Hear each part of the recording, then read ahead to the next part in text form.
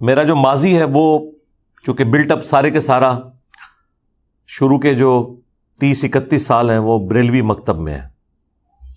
4 اکتوبر 1977 کی میری پیدائش ہے اور 1992 میں نے میٹرک کیا. اس کے بعد 1994 میں ایف ایس سی اور اس کے بعد کچھ عرصہ میں انجینئرنگ یونیورسٹی لاہور کے اندر پڑھتا رہا 1995 میں.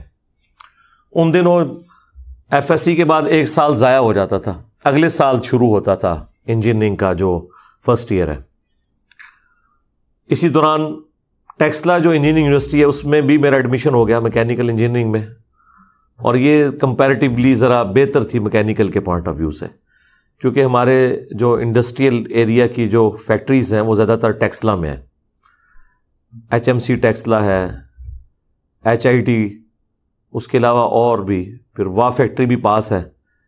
تو پھر میں نے یہی ارادہ کیا کہ میں یہاں پہ اپنی انجینئرنگ مکمل کروں گا، اور وہ مکمل ہوئی 1999 میں ہونی تھی، لیکن چونکہ ان دنوں پولیٹیکل جھگڑے کافی زیادہ ہوا کرتے تھے اس کی وجہ سے 5 سال لگ گئے اس ڈگری میں جو 4 سال کی ڈگری تھی. جون 2000 میں میں وہاں سے فارغ ہوا. لیکن یہ جو انجینئرنگ یونیورسٹی سے فارغ ہونے تک کا جو پورشن ہے یہ سارے کا سارا میرا دعوت اسلامی میں گزرا. اپنی میٹرک کی لائف سے لے کر ٹل انجینئرنگ یونیورسٹی کے اینڈ تک یہ سارے کا سارا پورشن دعوت اسلامی میں تھا. یعنی سبز پگڑی باندھتے تھے اس وقت، تو ظاہر ہے سبز پگڑی علامت کے طور پہ تھی، اور اس دوران جتنی بھی دعوت اسلامی کی ایکٹیویٹیز ہیں ان میں ہم حصہ لیتے تھے. 1994 میں آخری اجتماع ہوا تھا دعوت اسلامی کا کراچی میں، جو ان کا سالانہ اجتماع ہوتا تھا، وہ بھی میں نے اٹینڈ کیا. اور پھر 1995 میں ملتان میں انہوں نے اجتماع شفٹ کر دیے. 1995 سے لے کے 2001 تک جتنے اجتماع ہیں ملتان والے وہ بھی میں نے اٹینڈ کیے.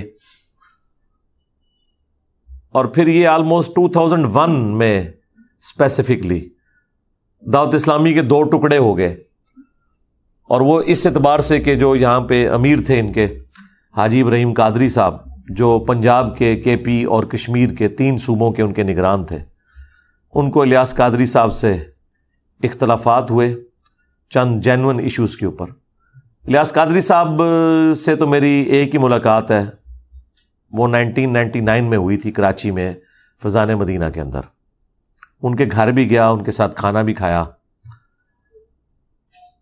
لیکن حاجی ابراہیم قادری صاحب کے ساتھ تو کافی عرصہ اس حوالے سے گزرا، ان کو ہم نے قریب سے دیکھا تھا، ان کے کریکٹر کے اوپر ہمیں اعتماد تھا. پھر کئی ایک فون کالز بھی میں نے اس وقت سن لی، مجھے آئیڈیا ہو گیا کہ الیاس قادری صاحب کا موقف درست نہیں ہے.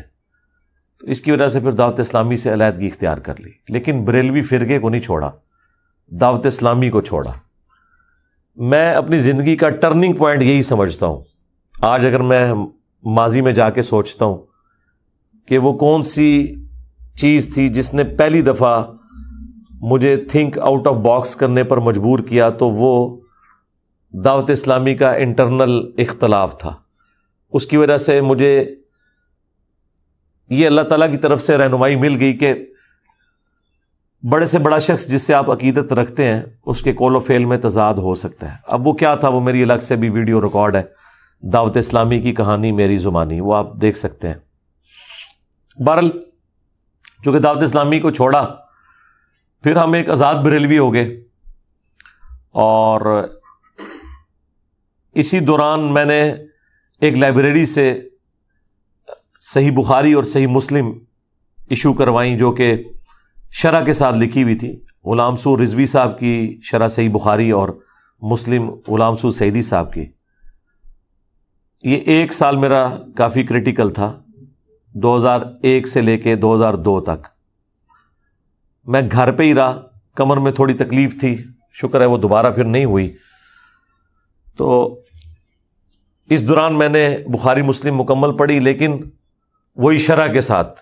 شرح کے ساتھ تو یہ ہوتی ہے کہ جو بخاری میں لکھا ہے آپ نے اس کو نہیں ماننا، اس کے الٹ چلنا ہے. لیکن بہرحال اس میں کافی چیزیں مجھے کلیئر ہو گئیں. میں نے اس وقت جب بخاری مسلم پڑھی تھی تو حدیث عمار کے میرے نوٹس ابھی بھی موجود ہیں 2001-2 کے. یہ ٹاپک تو بعد میں آیا نا, لیکن میں نے وہ ساری نوٹ کی ہوئی تھی چیزیں, تو مجھے کانسیپٹ آلموسٹ کلیئر ہو گئے تھے اس حوالے سے بھی.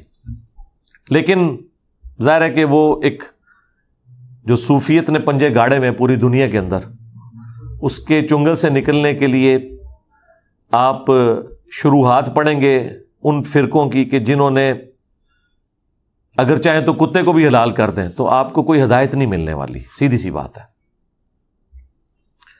پھر ایک اور ٹرننگ پوائنٹ اس حوالے سے آیا کہ میری جاب ہو گئی اسلام آباد میں 2002 کے اندر, نیسکوم میں, NDC کے اندر as a mechanical engineer 17 grade میں, اور پھر وہیں سے میری ریٹائرمنٹ ہوئی 19 گریڈ کے اندر. تو اب جاب کے دوران میری فیملی تو جیلم میں تھی, بیوی بچے ماں باپ, 2005 آنورڈ. اس سے پہلے 3 سال تو شادی نہیں ہوئی بھی تھی, اور وہاں پہ بھی کوئی ٹائم بھی نہیں ہوتا تھا کہ پارٹ ٹائم بندہ کوئی دعوت و تبلیغ کا کام کر سکے. پہلے تو آلموسٹ 3-4 سال تو بڑے ٹف جاب میں تھے, تاریخ بدل کے ہی گھر واپس آتے تھے رات کو, صبح کے نکلے ہوئے. لیکن شادی کے بعد آہستہ آہستہ آفس میں بھی ذمہ داری اس طرح کی آ گئی کہ سٹیبل ہو گئی لائف. شام کے وقت 5 بجے کے بعد گھر میں جب آتے تھے تو فیملی کی ذمہ داری اس حوالے سے تو کوئی نہیں ہوتی تھی کہ کوئی ان کو ٹائم دینا ہے, کیونکہ فیملی تو یہاں ماں باپ کے پاس جیلم میں, تو وہاں ہم بیچلر رہ رہے تھے, چند دوست, اور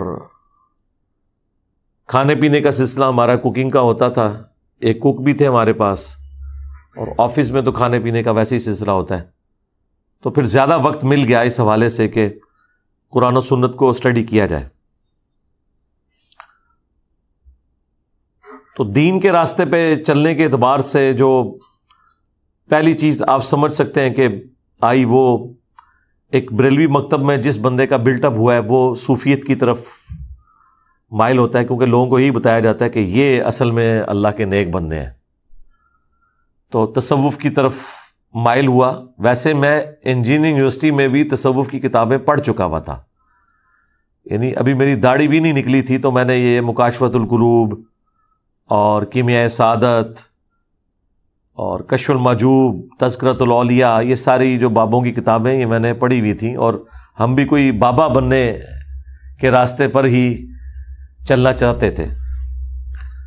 اس لیے میں اکثر کہتا ہوں کہ اگر آپ نیک نیتی کے ساتھ غلط راستے پر بھی چل پڑیں تو اللہ تبارک و تعالیٰ آپ کو کان سے پکڑ کر سیدھے راستے پہ چلائے گا, اگر آپ اللہ تعالیٰ کے ساتھ مخلص ہیں. یہ ذہن میں رکھیے گا. کئی لوگ جو نبی صلی اللہ علیہ وآلہ وسلم کے ساتھ دشمنی رکھنے والے تھے, آپ کے قتل کے ارادے سے نکلے, اللہ تعالیٰ نے انہیں بھی ہدایت دے دی. یہ اللہ تعالیٰ کے فیصلے ہیں, وہ جسے چاہے ہدایت دے دیتا ہے, لیکن اس کے لیے اخلاص شرط ہے. بہرحال